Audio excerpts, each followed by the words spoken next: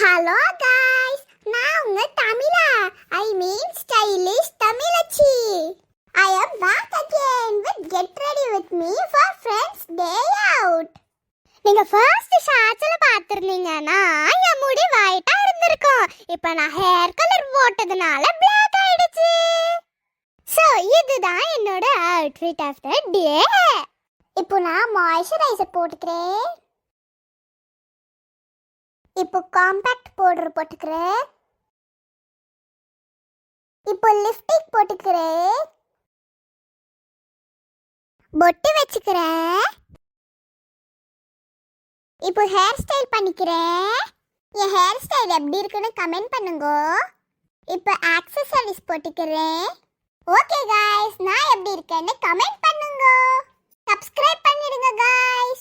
By. Style